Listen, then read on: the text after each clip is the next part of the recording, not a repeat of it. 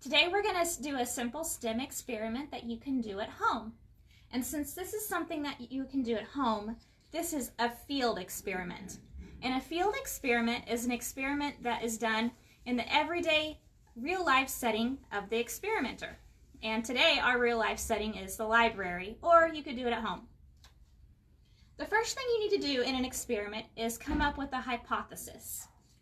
It's a big word, right? A hypothesis is a testable statement of what the researcher will be the outcome of the study. Oh wow, that was a lot, right?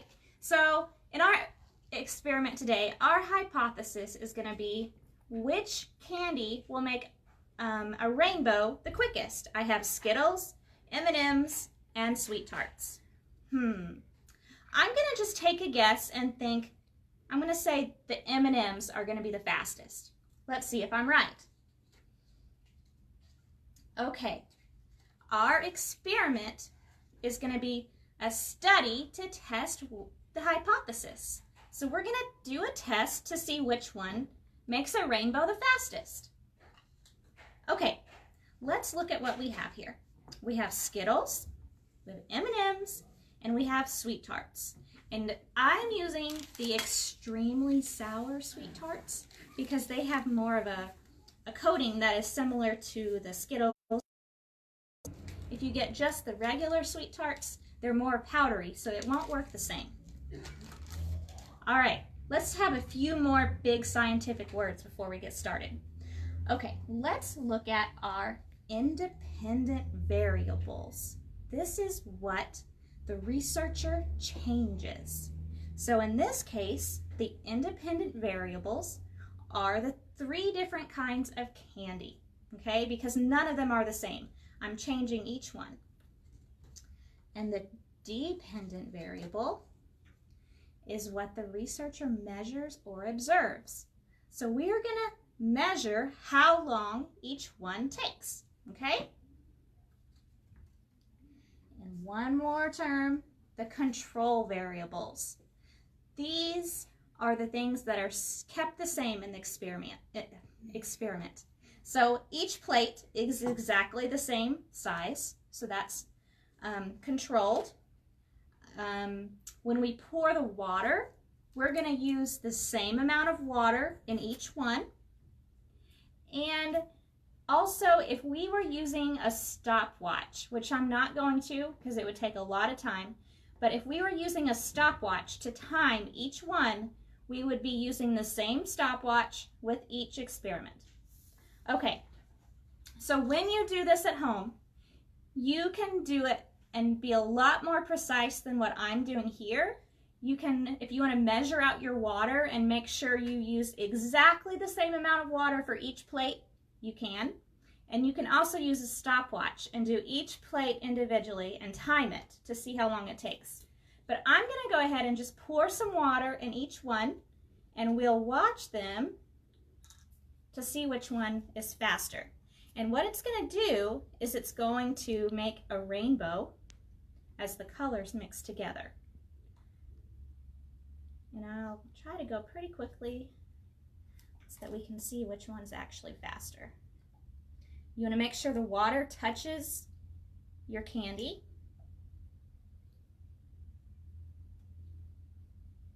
Okay, now we'll just wait a minute.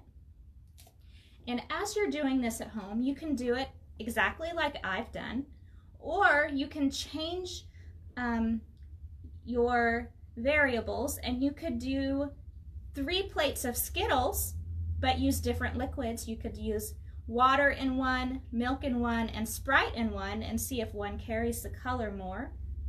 Or you could change your candies and use the regular Sweet Tarts and the sour Sweet Tarts to see which one works better. You can see they're starting to melt into a rainbow. These two are. This one is not changing very much.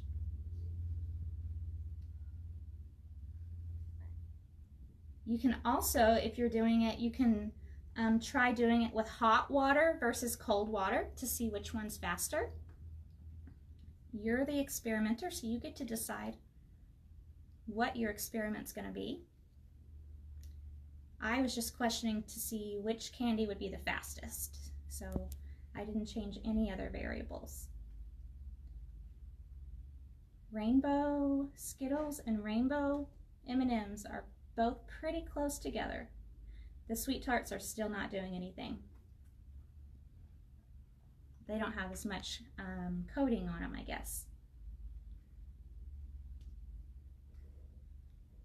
These two are very close. The M&Ms are so far a little bit faster, but we're going to keep watching until they meet in the center. It shouldn't take too much longer. And again, if you're at home and you do this, you could use a stopwatch.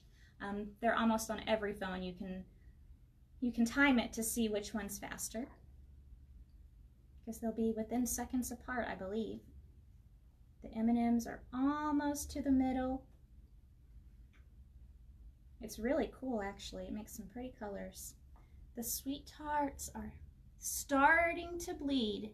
I'm starting to see some color come off of it. I'm not sure if you can see it or not, but I'm starting to see some color. The M&Ms are almost to the middle, and the Skittles are getting there also. I think the M&Ms are going to win.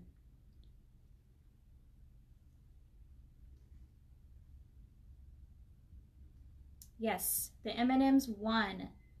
They're in the middle completely.